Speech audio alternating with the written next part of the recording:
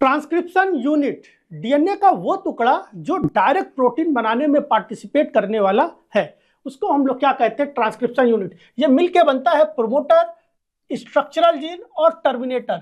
समझते हैं क्या क्या रहता है यहाँ पर, कौन कौन सा एलिमेंट पार्टिसिपेट करने वाला है। पहला होता है आरएनए पॉलीमरेज। आरएनए पॉलीमरेज वो एंजाइम है जो प्रोमोटर से जाकर के बाइंड करता है और डीएनए से आरएनए बनाने की प्रोसेस को प्रोसीड कराता है। यहाँ पर दूसरी बात आती है, यहाँ पर प्रोमोटर। प्रोमोटर वो साइट है जहाँ पर आरएनए पॉलीमरेज आके बाइंड करता है और जहाँ पर आकर के रुक जाता है उसको हम लोग कहते हैं यहाँ पर टर्मिनेटर। इसके अलावा बात आती है स्ट्रक्चरल जीन। स्ट्रक्चरल जीन क्या होता है? प्रोमोटर और टर्मिनेटर के बीच का जो पार्ट है, जहां से बनने वाला आरएनए या बोल सकते हो एमआरएनए जो डायरेक्ट प्रोटीन बना रहा है उसको हम लोग बोल रहे हैं स्ट्रक्चरल जीन। बाकी जो आरएनए बनता है वो स्ट्रक्चरल जीन बनाने में पार्टिसिपेट नहीं करता है।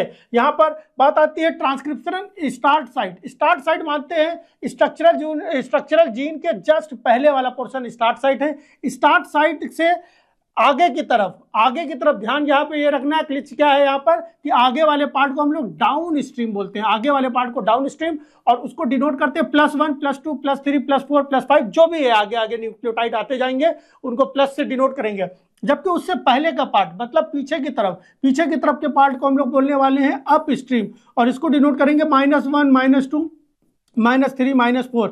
इस तरह से ये पार्टिसिपेट करते हैं। यहाँ पर बात आने वाली है कि टेम्पलेट स्ट्रैंड क्या होता है। टेम्पलेट स्ट्रैंड क्या होता है? डबल स्ट्रैंडेड डीएनए का वो वाला स्ट्रैंड जिसके कॉम्प्लीमेंट्री आरएनए बनता है उसको हम लोग बोलते हैं टेम्पलेट स्ट्रैंड। आरएनए पॉलीमरेज इसी डीएनए के स्ट्रैंड को रीड करके उसके कॉम्प्लीमेंट्री आरएनए बनाता है, जबकि जिसको रीड नहीं किया जाता है उसको हम लोग बोलने वाले हैं कोडिंग स्ट्रैंड या सेंस स्ट्रैंड। टेम्पलेट स्ट्रैंड का एक नाम और दिया जाता है जिसको हम लोग बोलते हैं एंटी सेंस स्ट्रैंड।